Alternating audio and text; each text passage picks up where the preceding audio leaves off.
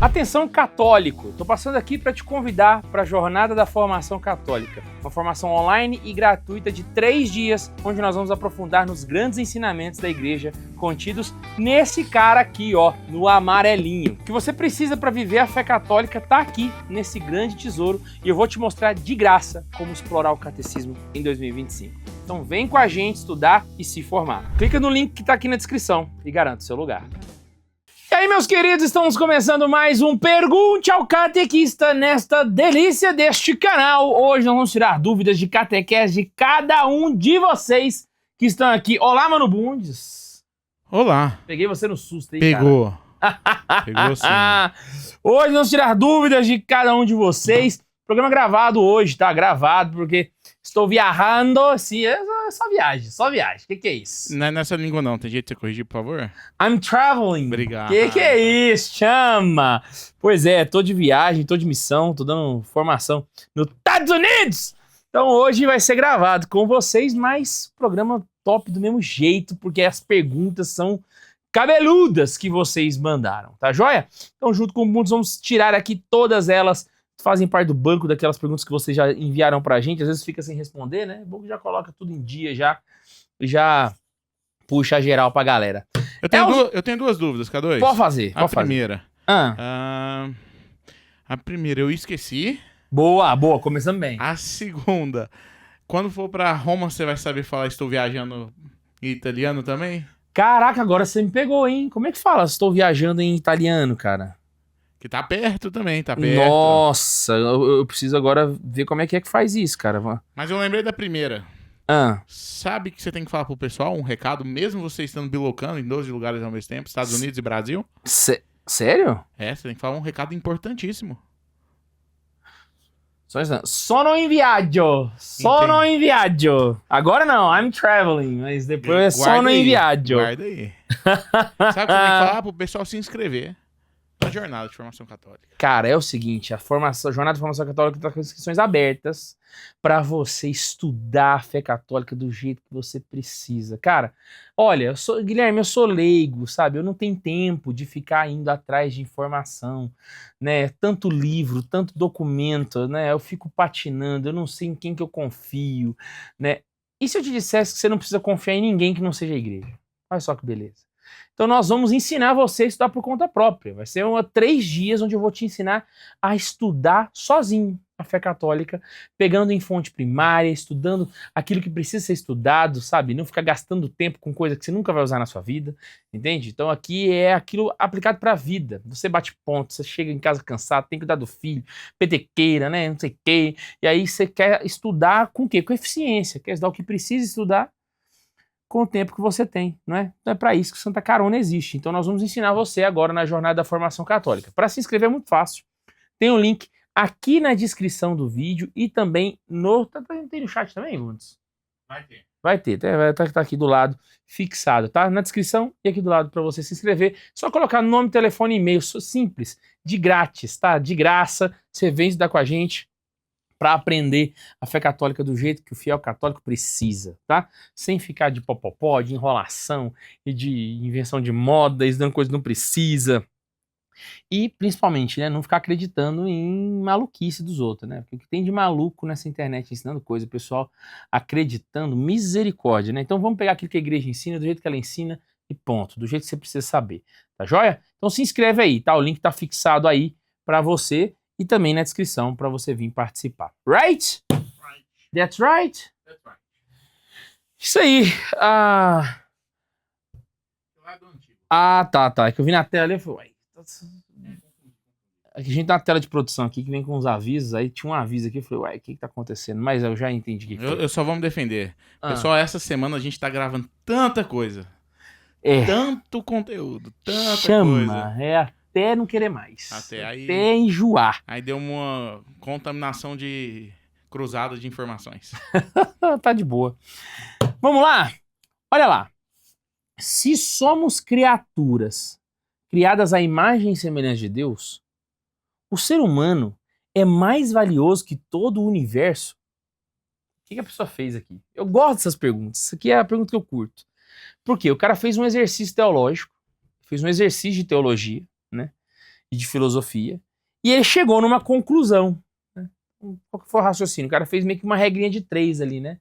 Se nós somos criados à imagem e semelhança de Deus, e nada no universo é criado à imagem e semelhança de Deus, logo eu posso chegar à conclusão de que o homem é mais valioso do que o universo, né? Eu acho que o caminho talvez não seria esse, mas o resultado sim. O homem é mais valioso que todo o universo. Um só homem é mais valioso que todo o universo. Agora a gente tem que sustentar a afirmação, né? De onde que vem essa frase? Por que que a gente está falando isso, né? Mais do que quem foi que disse, mas por que que é dito? Vamos lá. Se a gente pegar a criação, né? Deus cria. E ele cria tudo. Cria o cosmos, né? Que é tudo que existe, e o homem. E para que que ele cria tudo? Ele cria tudo o que existe para que os homens participem de sua vida bem-aventurada. Isso aí é o parágrafo 1 do catecismo, está no início do catecismo. Para que Deus nos criou? Para que nós participemos de sua vida bem-aventurada. Ou seja, para que nós possamos compartilhar com Ele da vida de Deus, daquilo que Deus é, que preenche o coração da existência. Certo? Então, Deus quis compartilhar de si. E ao fazer isso, ele cria o homem. Toda a criação que está ao redor do homem está existindo para ajudar o homem a cumprir esse fim. Certo? Então significa que tudo o que foi criado para o homem. Está a serviço de. Foi criado, ou seja, nada no universo está equiparável ao homem. Mas aí que tá. O homem estar em primeiro lugar é uma coisa. Então significa que o homem é o mais importante. Agora, dizer que o homem inteiro, um homem, vale mais do que todo o resto, não é exagerado? Não é exagerado. Por quê? Primeiro, o homem é o primeiro que tem imagem, o único, né, que tem imagem e semelhança de Deus. O que significa ser imagem e semelhança de Deus? Ele possui inteligência e vontade, livres. Tá? Então, o homem ele tem essa capacidade de capacidade intelectual e capacidade volitiva, né? Inteligência e vontade. É isso que faz a imagem e semelhança com Deus. Ok? De certa forma, nós somos capazes de criar também, de maneira imperfeita, mas nós somos capazes de criar. A arte é uma forma do homem expressar esse seu lado criador, entre aspas, né? Somos imagem e semelhança de Deus e nós conseguimos, de maneira imperfeita, criar outras coisas, né? De maneira bem imperfeita, mas você entendeu o que eu quis dizer. Então, se tudo converge para o homem, tudo foi feito para o homem, é estranho não entender que o homem, Deus é o fim último de todas as coisas. Mas o homem é o objeto para o qual se direciona todas as coisas criadas. A função delas. Entendeu? Para que o homem atinja a sua santidade. Então, para que o homem seja santo, todas as coisas foram criadas. Tá? Os animais, sei lá, as estrelas, as galáxias e etc. Tudo foi criado para que o homem seja santo. Tá? Então, de todas as criaturas, o homem é a primeira e ele vale mais do que todas as outras, sem sombra de dúvidas. Né? Por isso que o pecado do aborto é um pecado tão grave, porque ele pega uma dignidade infinita, né? Uma dignidade que a gente chama de dignidade ontológica, né? Do homem, né? Que é aquilo que o homem é por ser, né? Uma dignidade metafísica do homem, né? E ela é destruída por um fim prático. Porque eu não quero ter filho, porque, sabe, eu não estou preparado, ou etc, qualquer outra desculpa que seja, né? É a destruição de um ser infinito, de dignidade infinita. Isso não pode fazer parte nunca da doutrina da igreja. Não tem como, sabe? A igreja, e eu diria mais, tá? Ninguém defende tanta dignidade humana quanto a igreja. Ninguém. Porque ninguém consegue ver o homem com uma dignidade tão infinita quanto a igreja. Entende? As pessoas às vezes colocam, a igreja não tá nem aí com as pessoas, né?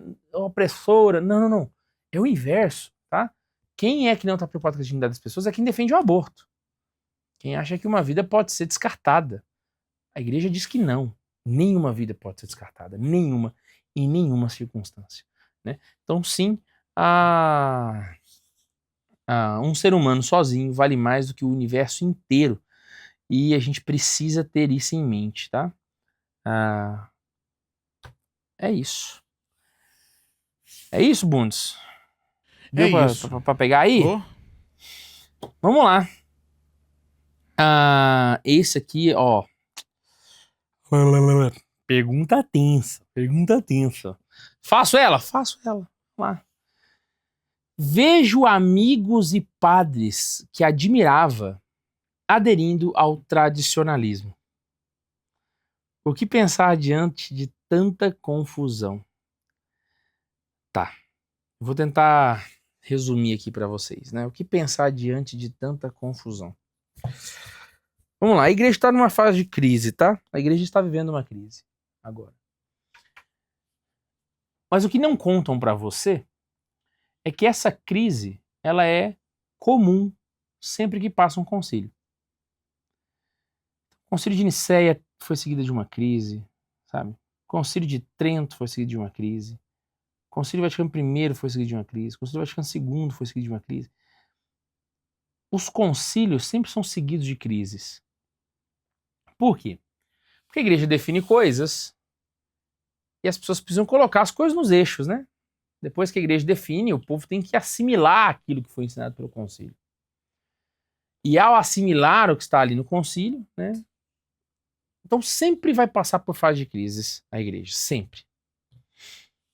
Só que o que aconteceu no Concílio Vaticano II?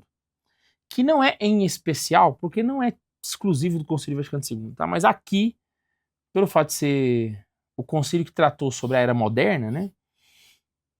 Ele lidou com problemas muito peculiares do mundo moderno. E qual foi o problema que o Concílio Vaticano enfrentou? O Concílio Vaticano II, ele ensinou a doutrina da igreja para um mundo que já estava mergulhado no pensamento modernista.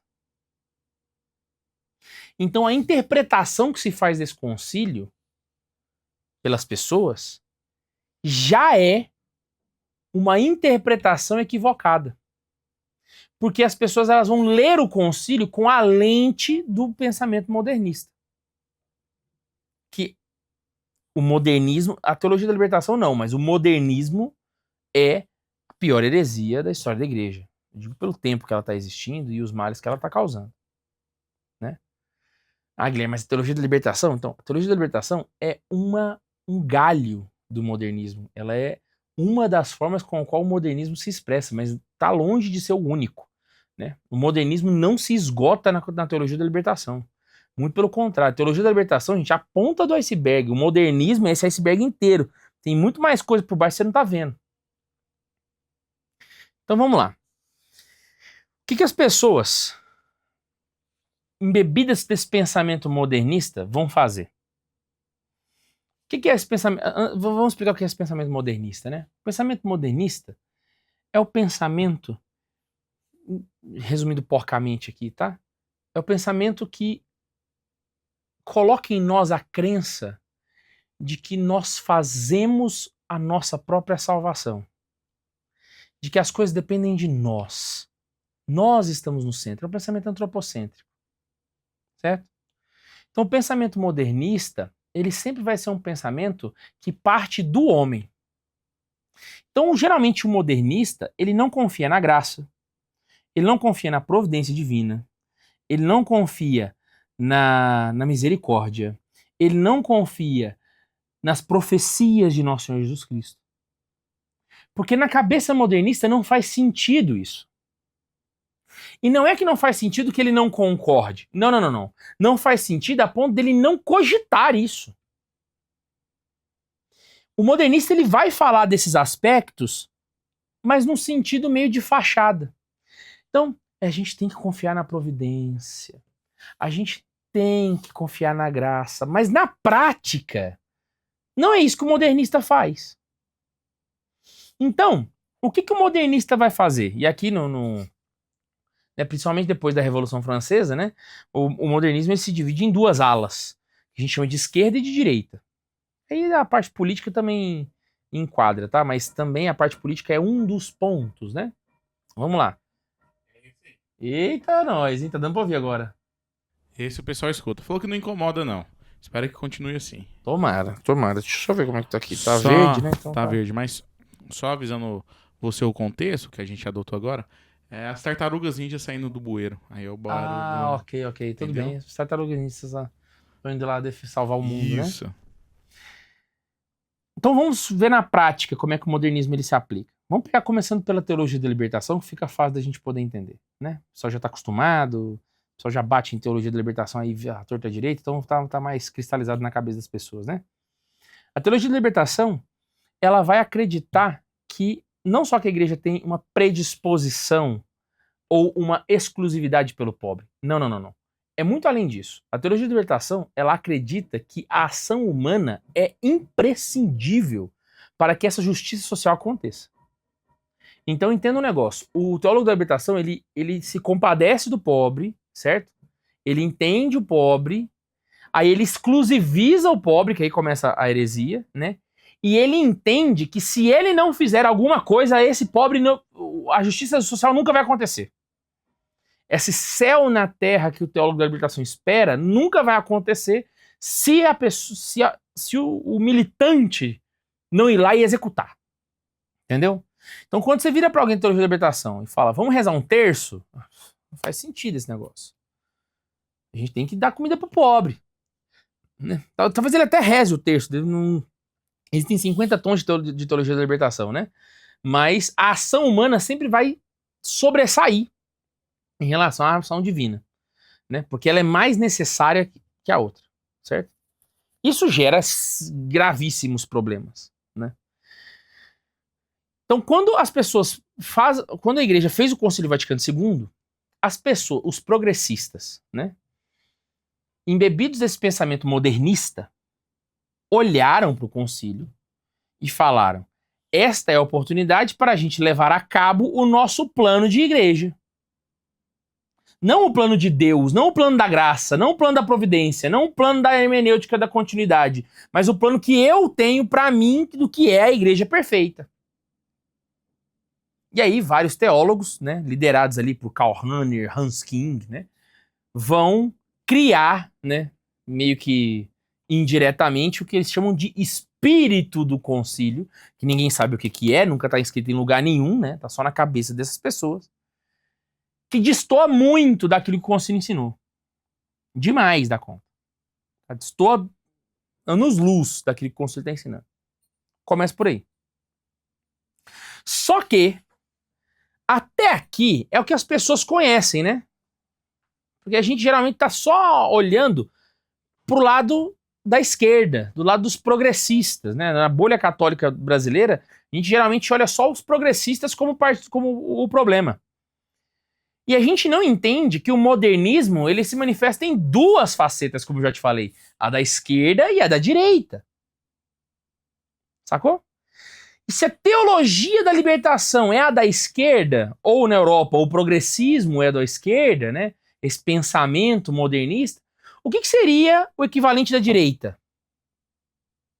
Aí vem a parte que pouca gente não sabe. E por não saber, e por ter um pensamento modernista, certo? Então vamos lá, a pessoa tem uma cabeça modernista. E ela só estuda o início disso que eu te expliquei. A parte dos progressistas. É natural que a pessoa tenha uma repulsa. Só que qual que é a cabeça dele, que é modernista? Eu preciso fazer alguma coisa. Eu preciso agir. E se eu não agir, nada será feito. E tudo irá sucumbir, porque se eu não fizer, o mundo vai deixar de rodar. Então o que essa pessoa faz? Ela começa a fugir do progressismo. O que de forma não está errado, porque é uma heresia também. Só que ao fugir do progressismo, ela vai indo para o outro lado modernista, que é o lado da direita, que é o tradicionalismo. E é bom a gente deixar claro aqui, quando São Pio X diz que não existe, não tem como ser católico sem ser tradicionalista, São Pio X diz isso, ele está falando isso na primeira década do século XX, querido. O contexto no qual ele está falando isso não é o contexto atual. Quando o Pio X fala de tradicionalismo, ele tá falando de uma coisa. Quando eu falo de tradicionalismo, eu tô falando de outra. Porque o tempo passou de lá pra cá. E aconteceu umas tretas no meio do caminho. E aí, o que é essas tretas que acontecem no meio do caminho? Vou contar pra vocês. Um dos pensamentos modernistas que surgem, né, é o pensamento de Auguste Comte, que a gente chama de positivismo. O positivismo, ele vai servir de base para a construção de um pensamento de um pensador francês chamado Charles Maurras, da Action Française. A Action Française foi um órgão que existiu ali na França, lutando pela monarquia francesa. Certo? E eles acreditavam que... O que o Maurras acreditava, né? Ele não era católico, ele era agnóstico. E ele acreditava que para você ser francês, você tinha que ser católico. Embora ele não fosse católico. Vou explicar. Parece que não faz sentido, mas faz. O Maurras, ele era contra a República Francesa. Ele era contra os frutos da Revolução Francesa. O que não tá errado você ser contra, tá? A Revolução Francesa fez muita porcaria. Então até aí tudo bem. Só que ele olhou para a história da França e ele percebeu que era impossível você olhar para a história da França e da monarquia francesa e não ver o catolicismo. Porque ele olhava para os reis franceses e eram os reis católicos, era Luís XIV, era... Entendeu a lógica da coisa? Então ele entendeu que para que você seja de fato francês, é necessário que você tenha uma... Você não precisa ser católico, mas você precisa ter uma abertura ao catolicismo, porque o catolicismo faz parte desse ser francês. Observe o erro. O Charles Maurras está basicamente explicando assim, fazendo uma analogia. A França, esse nacionalismo francês é um carro. A Igreja Católica é uma roda desse carro. Quem que é mais importante? O carro ou a roda? O carro, faz sentido? Mas, se eu tirar a roda, o carro não anda. Faz sentido? Então você percebe que um depende...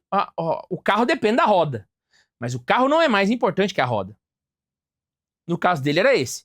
O nacionalismo francês depende do catolicismo. Mas o nacionalismo francês é mais importante do que o catolicismo. Então, o catolicismo só é válido na medida em que ele está a favor de um nacionalismo francês. O catolicismo, o papa, os padres só fazem sentido, entendeu? Se ele está a favor desse pensamento, desse nacionalismo francês. É isso que passava na cabeça de Charles Maurras. Ok? Charles Maurras teve muitos discípulos. Muitas pessoas que seguiram. E muitos padres pensavam igual Maurras. Muitos padres estavam ali dentro do pensamento de Charles Maurras. E aí o que acontece? Pio XI, em 1926, condena o maurrasianismo. Condena. Né? Ele não deu uma excomunhão, mas os membros da Action Française não poderiam ter acesso aos sacramentos. É uma pena grave, certo? O que aconteceu? Os maurrasianos, com a cabeça modernista, olharam para o Papa e fizeram uma carta. Viram aquele ato do Papa Pio XI e fizeram uma carta. E nessa carta eles falam non possumus, é o nome da carta, né? E eles dizem o seguinte: se eu desobedeço o Papa, eu continuo católico. Mas se eu abandono a França, eu não posso existir. Percebe que depois que eu expliquei a analogia do carro, ficou mais fácil de entender essa frase? Porque se o catolicismo, se a igreja, o Papa, é uma peça nessa parte maior que se chama nação francesa, quando o Papa condena o maurrasianismo, eu sou obrigado a desobedecer o Papa. Porque na cabeça do maurrasiano, o Papa não... Ele é uma peça daquilo. Certo? E aí, em 1926, o Papa condena. E os maurrasianos fazem essa carta contra Pio XI. Muitos padres, inclusive nessa época, quando teve essa condenação, teve um cardeal católico que abdicou do cardinalato, porque ele era morrasiano. Ele abdicou do cardinalato nessa época. Foi um dos maiores escândalos do século XX. Raríssimo isso acontecer, né? Um cardeal abdicar do cardinalato, né? Porque ele era morrasiano, então ele não concordou com o Papa Pio XI. Vamos lá. Maurras tinha seus discípulos, né? Voltando aqui onde eu estava. Um dos discípulos de Charles Maurras era um padre chamado Louis Bilot, que é um padre francês que dava aulas no seminário francês de Roma. Todo país, a maioria dos países tem colégios em Roma onde seus padres são mandados para estudar, né? Então o Brasil tem o Colégio Pio Brasileiro, né? O México tem, a França tem, né? Então tem um seminário francês em Roma. Louis Bilot era professor desse seminário. E Louis Bilot, ele tinha alguns alunos que eram alguns de seus preferidos, né? Existiam seminaristas que eram muito preferidos de Louis Bilot e que aprenderam muito e beberam na fonte de Louis Bilot. Entre esses seminaristas tinha um chamado Marcel Lefebvre. Marcel Lefebvre, ele bebe desse pensamento maurrasiano. Ele bebe desse pensamento maurrasiano. Só que o que o Lefebvre vai fazer? O Lefebvre, ele vai trazer o pensamento maurrasiano para dentro da Igreja Católica. E ao invés dele falar do nacionalismo francês, ele fala da tradição. Então, na cabeça do Lefebvre, a tradição é um carro. O Papa é uma roda. Fez sentido? Aí, quando o Papa vira e fala sagrou bispo sem a minha autorização, igual aconteceu, né? O Lefebvre vai lá, ordena padre sem ordenação de Roma, depois ele sagra bispos sem a ordenação de Roma, né? Sem a ordem de Roma. Por que que ele faz isso? Porque na cabeça dele o Papa é uma roda. A tradição é o carro. Então, se o Papa me condena, se o Papa me dá uma excomunhão, igual João Paulo II fez com o Lefebvre, o que ele diz pro Papa? Não possamos. Se desobedeço o Papa, continuo católico, mas sem a tradição eu não posso existir. E o que ninguém conta? É que isso também é um pensamento modernista, tão quanto a teologia da libertação e o progressismo. Por quê? Porque o pensamento modernista de direita, ele também não confia na graça, ele também não confia na providência divina. E a própria ação do Lefebvre mostra isso. Quando teve a reforma litúrgica, o Lefebvre começa a mostrar as asinhas 4 anos depois. Isso é pouquíssimo tempo, gente. Isso é menos tempo da pandemia pra cá. O Lefebvre, aos poucos, vai caindo no pecado da desesperança. Por quê? Porque o Espírito Santo não vai agir. Quem tem que agir sou eu. Então eu tenho que correr, eu tenho que consagrar, fazer padre sem ordenação de Roma, eu tenho que sagrar bispo, porque eu tenho que fazer. Porque o Espírito Santo não o fará. E se o Espírito Santo fizer, vai fazer através de mim, então eu tenho que agir. Então não há um pensamento que confia na graça, que confia na ação do Espírito Santo, que entende que a igreja tem 2000 anos. Não. Ele entende que é agora, eu tenho que fazer agora, eu tenho que agir agora. Percebe? Só que essa segunda parte da história, quase ninguém conta pra você. Ninguém conta. E aí as pessoas, elas têm aversão à teologia da libertação, aversão ao progressismo, estão certas em ter. Só que elas começam a correr pra outra ponta, da qual elas também deveriam ter aversão.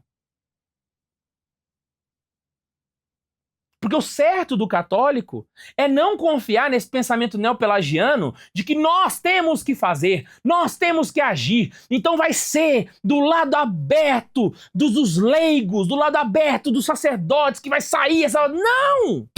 Cristo já salvou a sua igreja, gente. Já salvou a sua igreja na cruz. A salvação da igreja não vai vir por mim, não vai vir por vocês. Acreditem, a salvação vai vir pelo Espírito Santo. O que Deus pede de nós? Que nós permaneçamos fiéis à igreja, fiéis à barca, e não saiamos de lá. Vou dizer uma coisa para vocês. Eu não sei se eu verei em vida o fim dessa crise. Eu tendo a acreditar que não. Mas essa crise vai passar. Porque ou essa crise passa ou não é a igreja de Jesus Cristo. Só que ela não vai passar num piscar de olhos. Roma é eterna. Eu vivo no máximo uns 80 anos. O que não é nada perto da história da igreja. Nada. O que eu vou viver não é nada perto da história da igreja. Então eu tenho que ter a cabeça espiritual e a mentalidade da fé. Eu tenho que ter a fé que só vem de Deus, que nós tem que pedir na oração, sabe? Para crer que a igreja não depende de mim, que o Espírito Santo nunca a abandonou. Nunca. E eu não perder a esperança. Entendeu? E não cair dos dois lados dessa barca aí. Entende? E eu sei que, assim, o que eu tô falando é muito polêmico. Muita gente não vai gostar do que eu tô dizendo. Mas eu não posso ocultar isso de vocês, gente. Não posso. O pensamento tradicionalista também é um pensamento modernista. E isso tem que ficar claro para as pessoas. Porque as pessoas estão saindo da barca, acreditando que um motim, juntar meia dúzia de marinheiros e sair da barca num bote, vai ser a forma de permanecer com a igreja. Não vai. Mesmo que os amotinados estejam num bote que pertença à nau, eles deixaram de ser da nau. Porque são amotinados.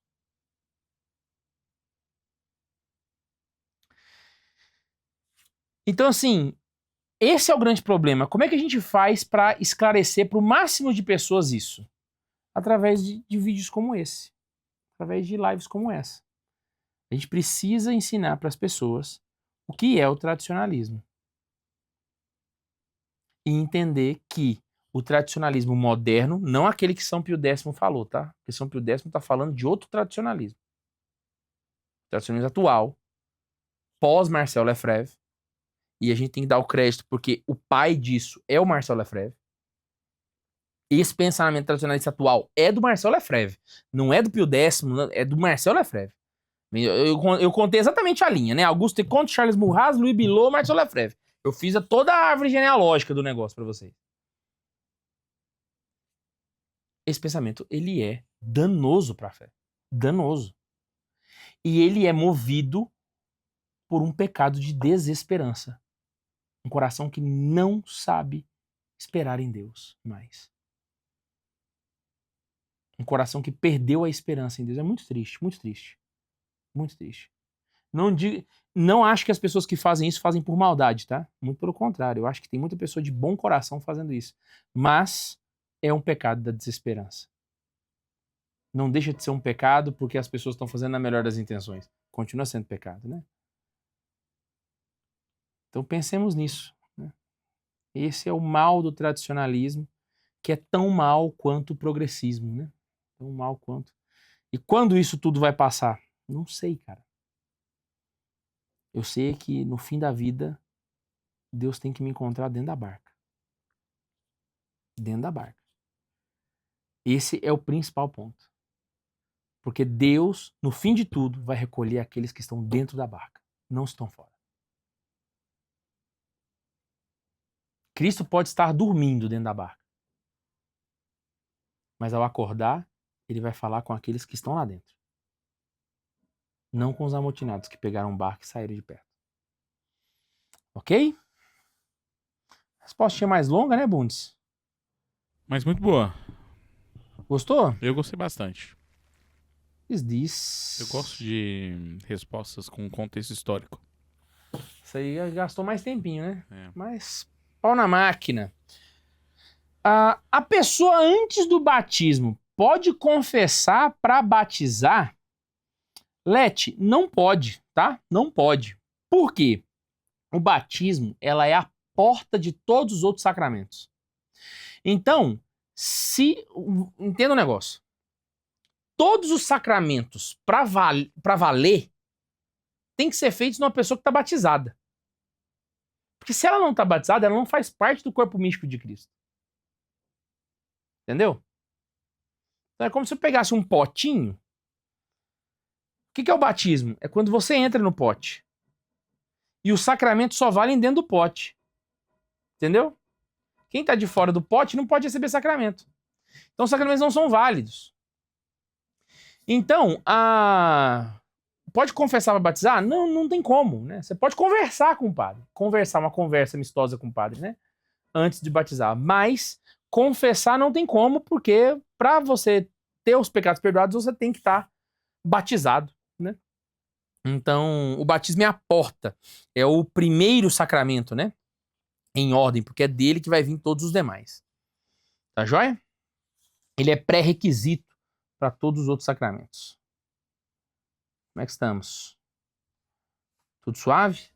Tudo suave. Só essa companhia indesejada do vizinho aí. Isso aí estamos lascados, né? Vamos ter que mudar daqui, não tem jeito não.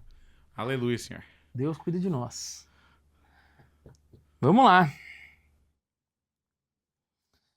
Nossa, chegou uma pergunta aqui também tão difícil quanto aquela primeira. Eu não sei se eu pulo ela. Ai, ai, ai.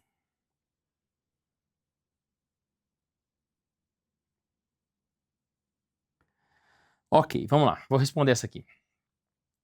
Ficar recebendo bênçãos de pagãos não é pecado de idolatria? Parece que ficou moda no clero, né? Virou moda, é obrigado. Tá falando aqui por conta daquela polêmica que teve há um tempo atrás do padre Júlio Lancelotti recebendo um passe de... Não sei se é passe que chama, né? Mas... recebendo uma fumaça lá do pessoal da Umbanda, né? Do Candomblé, não sei, né? Primeiro vamos analisar. Como é que eu vou separar essa pergunta aqui, né? Como eu vou separar essa resposta? Tá. Primeira coisa é idolatria? Pode ser que seja. Pode ser que seja. Para saber, nós temos que ter entrar dentro do coração da pessoa, né? Eu não consigo entrar, você também não, né? Então a gente só consegue especular. Então vamos lá. Pode ser que a pessoa tenha entrado lá e recebido esse passe, né? O Júlio Lancelotti entrou lá e recebeu aquele negócio lá do candomblé. Porque de fato ele acredita que o candomblé é uma religião verdadeira. Se foi por causa disso, ele caiu num pecado de idolatria. Porque ele acreditou que existem outros deuses, ou que Deus se manifesta ali também, né? Tá errado. Pode ser que, na verdade, ele também não acredite em Deus nenhum, né? Aí seria o pecado não de idolatria, mas de ateísmo. Também é um problema muito grave. Não tô dizendo que ele cometeu esses pecados não, tá, gente? Tô só usando aqui tô tentando criar hipóteses aqui e raciocinando. E tem uma terceira via que é: eu não acredito nisso daqui, mas por um motivo de respeito humano, eu vou deixar que esse pessoal faz esse negócio comigo aqui. Não acredito, mas isso seria um ato leviano. Pelo menos leviano, né? Não existe situação de estar errado. Ou não existe situação de estar certo. Está errado nas três circunstâncias. Em algumas pode ser idolatria, em algumas ateísmo, em algumas só uma leviandade, né? Um respeito humano mal administrado, né? Mas o certo é que não cabe em nenhum lugar. E eu vou dar um outro ponto aqui, tá? Eu vou além da resposta. Não cabe nem no contexto de respeito religioso. nem no contexto de respeito às religiões, que eu tô partindo da premissa progressista, tá? Que esse respeito exacerbado a todas as religiões e tal, né? Eu não tô falando que a gente tem que discriminar eles também não, tá, gente? Mas esse negócio assim, todo mundo aqui, vamos lá. Até nesse aspecto tá errado. Sabe por quê? Eu não consigo ver como respeitoso alguém participar de um culto ou de um rito do qual ele não acredita.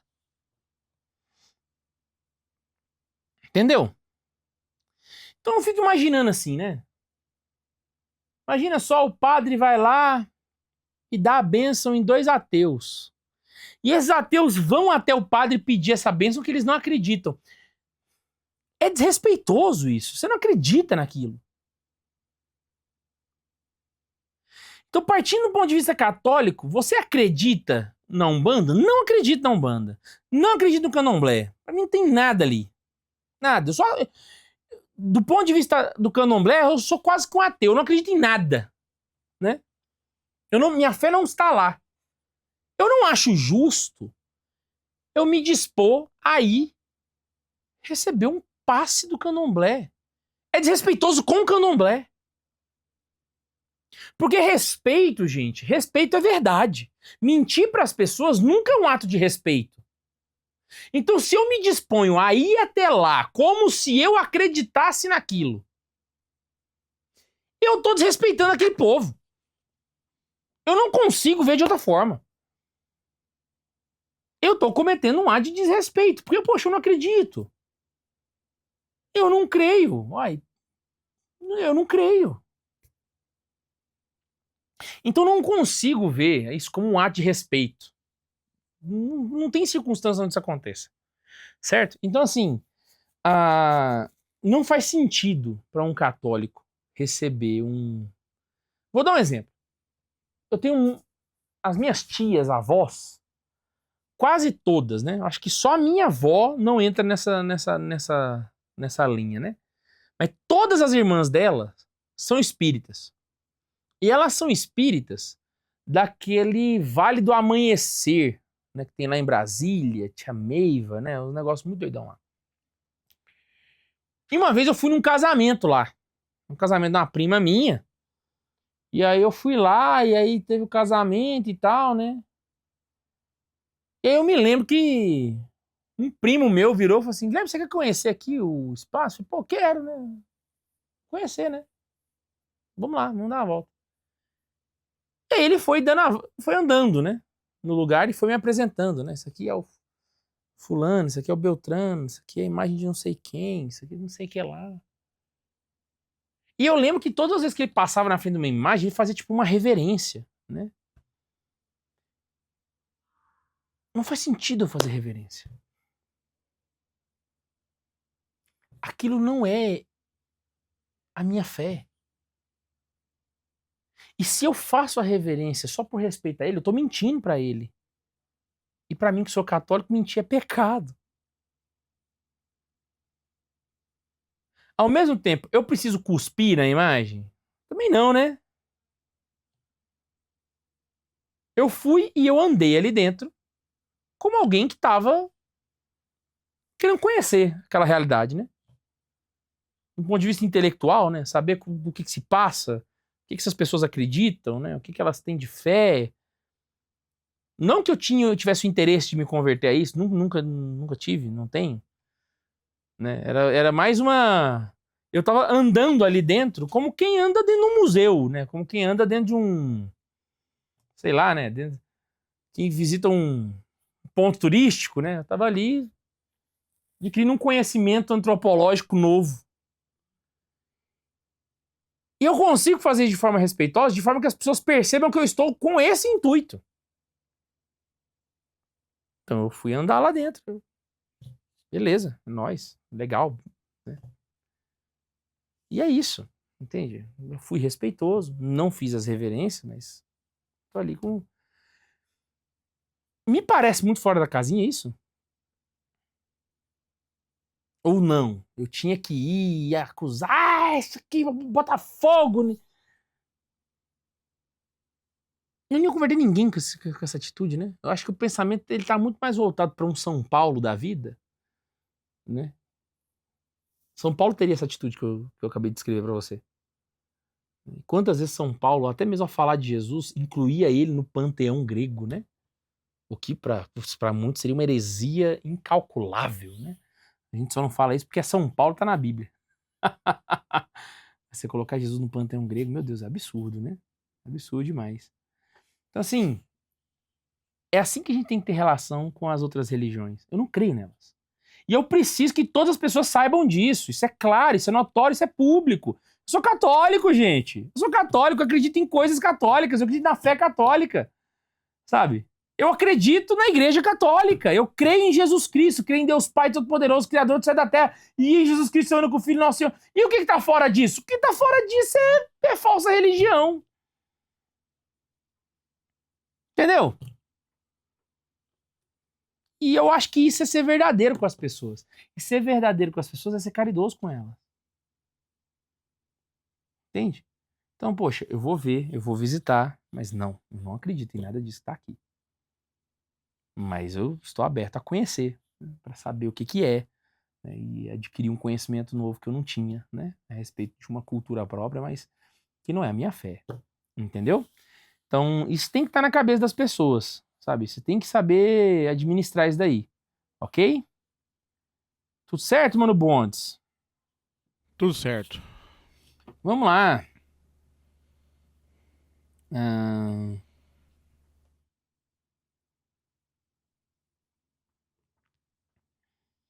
Ok. Cristo possui presença material ou presença substancial na Eucaristia? Teria diferença? Teria. Teria muita diferença. Então vamos lá. Cara, agora como é que eu vou explicar isso aqui? Essa dá mais trabalho, mas vamos lá que dá para explicar. Gente, imagina só. Vou fazer isso. Esse vídeo vai ter passado já vai ser outro papo, né? Mas, não. Vou fazer com o Papa Francisco não, vou fazer com São Pedro aqui. É melhor. Eu ia pegar o Papa Francisco aqui, mas já trocou o Papa, acho que não convém. Vamos pegar aqui o São Pedro. Bundes, eu vou precisar de você como cobaia. Vamos lá. Tá? Vamos lá, Bundes. Quem é que está aqui na minha frente? São Pedro. Ok, você tem certeza? Pela imagem, eu acredito que sim. Tá, joia. Nós todos responderíamos que sim, né? É São Pedro. E numa conversa informal, faria muito sentido a gente falar que é São Pedro, igual o Bundes está falando, né? É São Pedro que está aqui. Mas, filósofos são chatos. Sim. E, como um bom filósofo, que não sou, mas que estou tentando ser aqui com essa encenação, eu vou ser chato. Ok. Não, Bundes, aqui na frente você não tem São Pedro. Aqui você tem uma estátua de São Pedro. Justo. Fez sentido a frase? Fez. Aqui é uma estátua de São Pedro. Ela tem a cara de São Pedro. Nós reconhecemos com São Pedro. Mas não é São Pedro. Faz sentido? Vou pegar o Papa que é muito mais... Vou ter que pegar o Papa Francisco aqui. Tá? Com toda a vênia e respeito ao novo pontífice, que não sei quem é. Tô gravando isso aqui antes da eleição, né? Mas, como eu tô gravando antes, é o exemplo que eu tô dando aqui. Aqui não é o Papa Francisco. Aqui é uma foto do Papa Francisco. Você reconhece o Papa Francisco. Dependendo da pessoa que tiver na fotografia, você consegue até ter lembranças, né? Emoções. Quantas pessoas não choram vendo uma foto, né? Mas não é a pessoa. É uma foto da pessoa, uma imagem dela. Então vamos lá. Aristóteles vai chamar isso aqui de isso que você está vendo de acidentes. Esquece o termo português que a gente está acostumado, tá? De bater carro, né? Não. Pega o termo filosófico. Isso aqui é um acidente. Ele tem um acidente de São Pedro. Tem cara de São Pedro, tem as chaves de São Pedro, mas não é São Pedro. O que é a substância, certo? Quid est isso daqui? O que é isso daqui que tá na minha frente? É uma imagem. Ok? Então ela é uma imagem, mas tem um acidente de São Pedro. Então a substância disso daqui é imagem, gesso. O acidente é São Pedro. Isso aqui é a fé católica, tá, gente? Então, se algum crente pegar o corte disso daqui e falar assim, tá vendo lá? Isso aqui sempre foi a fé da igreja, tá? É você que entendeu errado a vida toda e acha que a gente é idólatra. Isso aqui é a doutrina da igreja católica, sempre foi, tá? E já que você protestante está vendo esse trecho aqui agora, né? Vai que você tá, né? Aproveita e segue o resto da resposta, que se você aceitar aqui a premissa, tem que aceitar o resto também. Então você tem um acidente de São Pedro, mais uma substância de gesso, né? Que é uma imagem, tá bom? Eu sempre vou conseguir mudar os acidentes sem mudar a substância. Então eu posso pegar um formão e reesculpir isso daqui e fazer dentro dessa imagem aqui, fazer ela virar uma imagem de São Cristóvão. Eu consigo fazer isso, consegue? Ela vai mudar os seus acidentes, mas a substância não vai mudar. Ela vai continuar sendo gesso. Ok? Então, os acidentes podem ser mudados. A substância continua a mesma. Agora, o inverso não é verdadeiro. Enquanto eu mudo o acidente e a substância permanece, eu não consigo mudar a substância e o acidente permanecer. Eu não consigo fazer isso aqui deixar de ser gesso e continuar com a cara de São Pedro. Então imagina só que eu coloco isso aqui na água, isso aqui se dissolve, entendeu? Mudou a substância? Mudou. Mas o acidente foi pro ralo também, né? Então, eu mudo o acidente, mas não mudo a substância. Isso acontece na vida, né? Eu pego palha. O que é a palha? Né? Eu mudo o acidente e não mudo a substância. Mudei a imagem de São Pedro para uma de São Cristóvão. Continua gesso. A substância permanece. Se eu mudar a substância, o acidente naturalmente vai mudar junto. Então, tem palha. A palha tem cara de palha, ela é palha. Se eu pôr fogo nela, ela vira cinza. Não tem como ela virar cinza e continuar com cara de palha. Então, a substância muda, o acidente muda junto. Tá claro até aqui? Tá claro. Tá, então se tem dificuldade, volta e ouve de novo. Mas tô tentando ser o mais didático aqui, tá bom? Então vamos lá. Então isso aí é uma regra da natureza. Você nunca vai mudar a substância sem mudar o acidente. Nunca. Tá? Não tem como. Você mudou a substância, o acidente muda junto. Mas o acidente você muda e a substância você não muda. Certo? A não ser que aconteça um milagre. Aí o milagre pode mudar a substância sem mudar o acidente. Este milagre é o milagre da transubstanciação. Trans, mudança, substância. Então, ele continua com acidente de pão, mas é Cristo. Continua com acidente de vinho, mas é sangue de Cristo. Entendeu como é que funciona o milagre da transubstanciação? É quando você muda a substância sem mudar o acidente. Certo? É como se isso aqui deixasse de ser gesso e virasse metal, só que permanecesse com a cara que tá aqui. Entende? É o que acontece no milagre da transubstanciação. Então, Cristo possui presença substancial na Eucaristia. E real na Eucaristia. O acidente continua de pão, continua de vinho, mas é Cristo. Não simboliza Cristo. Não é como se fosse Cristo. Não. É Cristo. É Cristo. Ok? Essa é a diferença de um para outro. Acho que deu para entender. Se não deu, o pessoal manda nos comentários aí. Não, mas deu sim. E é nóis. Vamos lá? Vamos. Então, let it bora.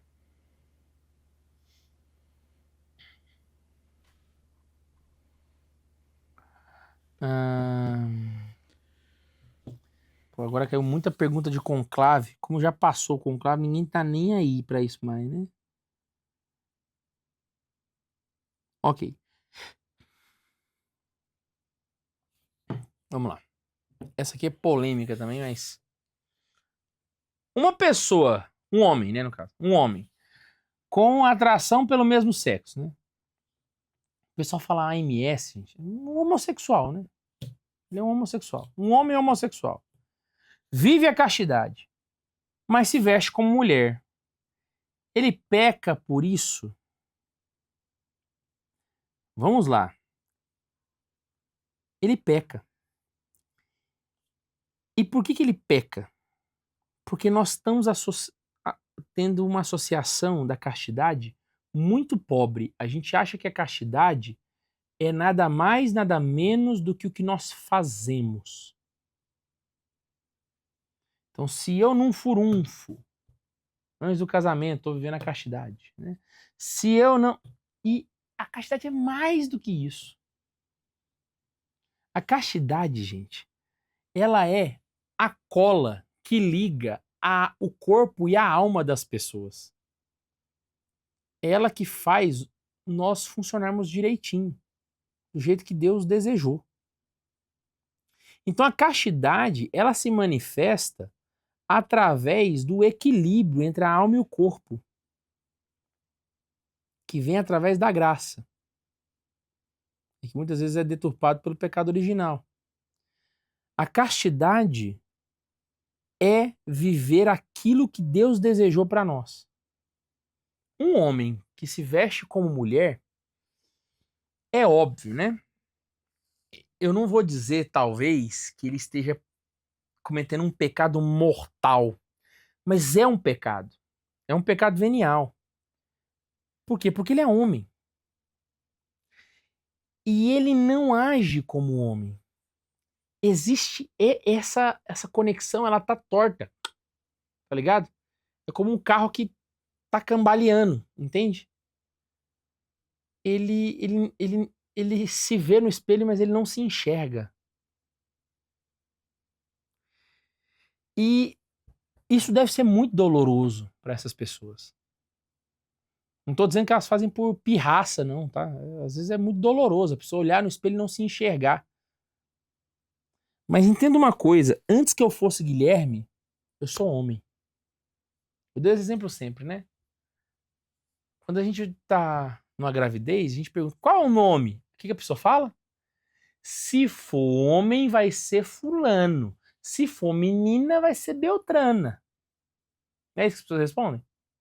Você percebe que o sexo é uma condicional para você escolher o seu nome. Quem eu sou? Eu sou o Guilherme. É o jeito que eu me apresento. É o jeito que as pessoas me conhecem. Eu sou o Guilherme. Mas para ser Guilherme, eu sou homem antes. Tanto que, se você chega num homem, pergunta, qual o seu nome? Jéssica.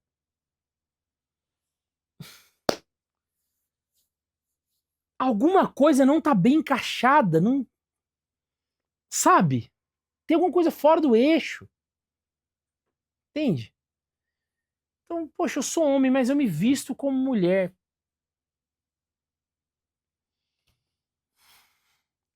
E eu posso ir além, tá? Eu sou homem, mas eu me visto como gato. Os Therians, que o pessoal fala, né? Eu sou homem, a gente faz até essa piada aqui. Eu e o Neiva, a gente faz essa piada sempre, né? Inclusive, até apareceu uns malucos desse aí, inclusive. Né?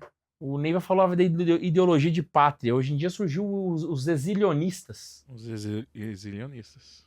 É o quê? Eu nasci no Brasil, mas eu me identifico como norueguês. Isso. O Neiva até brinca, né? Eu sou brasileiro, mas eu me identifico como britânico. Né? Agora mais como japonês, né? Aí ele até tá brincando e falando que a nacionalidade dele é fluida, né? Isso. Isso não são coisas que a gente decide. A masculinidade não é algo que eu escolho ser homem. Eu sou homem. Eu não escolhi ter orelhas. Eu tenho orelhas. Não escolhi ser um ser humano. Eu sou um ser humano. Então, não é uma coisa que você tenha que ter aversão e nem ter orgulho. Eu vi, inclusive, isso num stand-up comedy de um cara que eu achei muito bom. Ele falou assim, cara, você tem orgulho de ser negro? Eu falei assim, não. Porque negro é o que eu sou. Você tem orgulho de ter orelha? Você tem orgulho de ter bochecha? Sabe? Não é uma coisa da qual você se orgulha ou você tem aversão. Você só é. Então, a masculinidade e a feminilidade é algo que você sabe que você tem e você se adequa àquilo. É a realidade. É o que você é. Entende? Não é nem que você tem, né? Eu falei que você tem, tá errado. É você é. Então, a pessoa é homem, se veste como mulher, mesmo vivendo a castidade nesse ponto de vista, que é fazendo as coisas que se espera da castidade, isso também é ir contra a castidade. Porque a castidade é verdade, gente. Castidade é verdade. Entendeu? Então, sim, ele peca por isso, sim. Alright? Is this... Mano Bondes, acho que é isso, né, cara? Vencemos mais uma? Vencemos mais uma, pau na machine. E olha, estão abertas as inscrições para a jornada da formação católica. Você quer estudar a fé católica? Para entender ela de verdade? Não virar esses malucos aí, sabe? TL, raditrad. Não, quero ser católico, Guilherme. Quero educar bem meus filhos. Eu quero ser fiel à igreja. Eu quero permanecer na barca. E eu quero estudar no tempo que me sobra. Eu quero estudar aquilo que eu preciso. Vamos lá, sem enrolação, tá? Se inscreve. O link tá fixado aqui no chat e também tá aqui na descrição do vídeo, tá? Para você não perder por nada nesse mundo. Tá joia? E não se esquece que, olha, não sei quem é esse Papa, mas já é, tá? Já está aí, certo? Porque eu estou gravando essa... Oh, esse aqui não é o Papa que eu tô pegando, não, gente, é o outro. É São Pedro também, mas é porque eu tô usando o outro aqui. É muito São Pedro, hein? É muito São... Eu tenho 2 imagens de São Pedro, você tá louco, hein? Você é louco. Eu não sei quem é o Papa, porque ele não foi eleito ainda, tá? Acabou de sair uma fumaça preta agora. No momento que estamos gravando, isso. Então, não sei quem é. Mas, vejam a foto dele aqui, tá? Não sei quem é, mas não me importa quem seja também. Eu vou beijá-lo da mesma forma. Então, este Papa, ó. Um beijo no Papa, esse lindo e maravilhoso. Reza por ele. Mas agora tá começando esse pontificado. Reza por ele, para que ele seja fiel à igreja, para que... Ele vai ser, né? Porque tem profecia para isso, então nem precisa, né? Mas reza para que ele consiga ter forças para guiar a barca de Pedro do jeito que Deus espera. Ok? E não esquece que a gente se encontra sempre por aqui. Um beijo no coração de vocês e tchau! Atenção católico, estou passando aqui para te convidar para a Jornada da Formação Católica, uma formação online e gratuita de 3 dias, onde nós vamos aprofundar nos grandes ensinamentos da igreja contidos nesse cara aqui, ó, no amarelinho. O que você precisa para viver a fé católica está aqui, nesse grande tesouro, e eu vou te mostrar de graça como explorar o catecismo em 2025. Então vem com a gente estudar e se formar. Clica no link que está aqui na descrição e garanta o seu lugar.